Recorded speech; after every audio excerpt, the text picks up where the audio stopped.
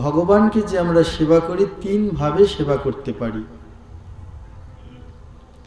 এক হচ্ছে ভগবানের চিন্ময় রূপ সামনে রেখে ভজন করি করা যায়।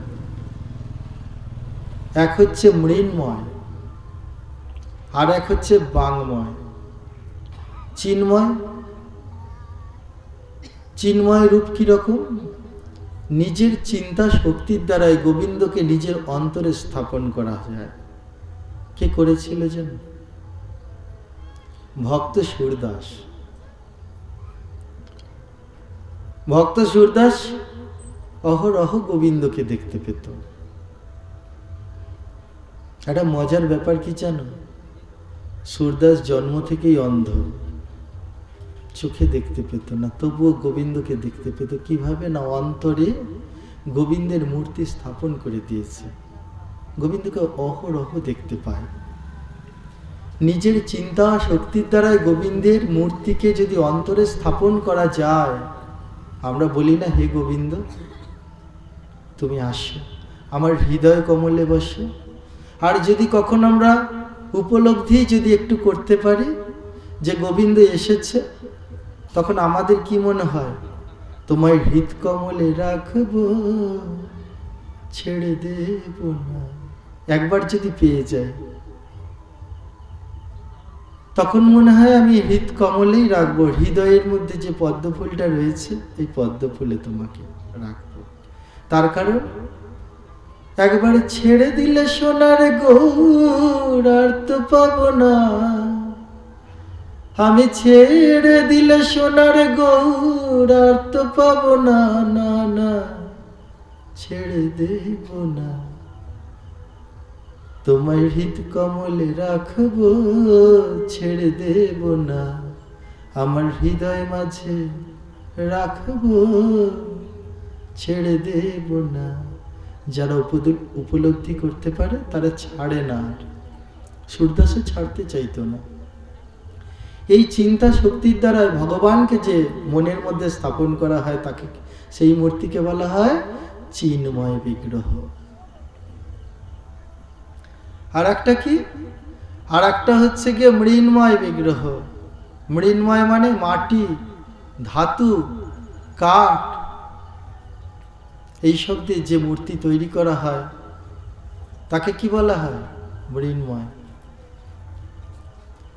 এই মৃন্ময় বিগ্রহর সামনে যদি পূজা করা হয়, ভক্তি যদি আমাদের ঠিক থাকে, ভক্তির দ্বারা ভগবান ওই মৃন্ময় বিগ্রহ থেকে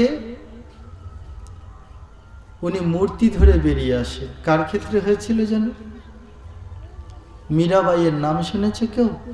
ওই মীরাবাই কি করেছিল জানো? গিরিধারী লালের ভজন করত। আর ওই গিরিধারী লালের ভজন করতে করতে গিরিধারী লাল ওই মূর্তি থেকে বেরিয়ে মীরার সামনে বসে যেত। এসে মীরা তাকে সুন্দর করে অলকা তিলকা দিয়ে সাজিয়ে দিত, মীরার সঙ্গে কথা বলতো গিরিধারী লাল। সেই হচ্ছে মৃন্ময় বিগ্রহ। আর একটা কি? বাংময় বিগ্রহ। বাংময় মানে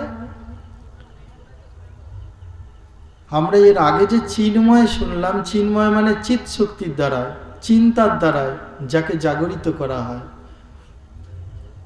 তাকে বলা হয় চিন্ময় বিগ্রহ।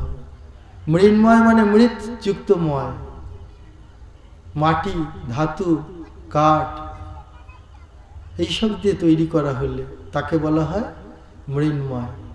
আর বাংময় কাকে বলা হয়? বাকযুক্তময়। বাক মানে কি গো? কথা। গোবিন্দের লীলা কথা যেখানে রয়েছে, গোবিন্দের লীলা কথা যেই গ্রন্থের মধ্যে রয়েছে সেই গ্রন্থটাকেই বলা হয় বাংময় বিগ্রহ। প্রেমিষ্যে বলো রাধে রাধে।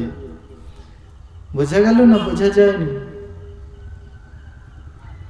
শ্রীমদ্ ভাগবত মাহাত্ম্যে গোবিন্দ বলছেন,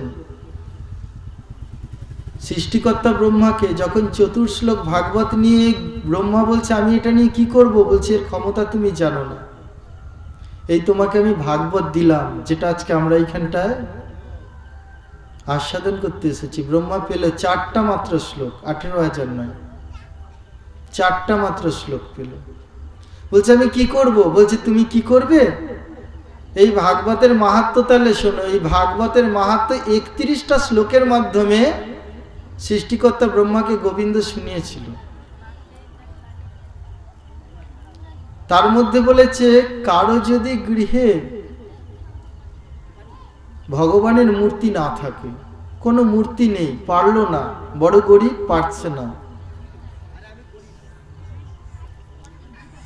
সে যদি বাড়িতে শ্রীমদ্ ভাগবত রাখে এবং সেই শ্রীমদ্ ভাগবতকে যদি ভগবান এই রূপে চিন্তা করে, ভগবান বলছে আমি তার গৃহে ওই ভাগবতের মধ্যে থেকে অবতীর্ণ হই। প্রেমিষ্য বলো রাধে রাধে। কারো গৃহে যদি মূর্তি না থাকে ভগবানের, ভাগবত থাকলে তাকে যদি আপনারা তুলসী দেন, তাকে যদি আপনারা সেবা দেন, তাহলে ভগবান বলছে তার গৃহে আমি অবতীর্ণ হই এবং সেখানে আমি থাকি। আর এই ভাগবত থেকে ভগবানের যে রূপ বেরোয় সেটা কি হচ্ছে? বাংময় বিগ্রহ।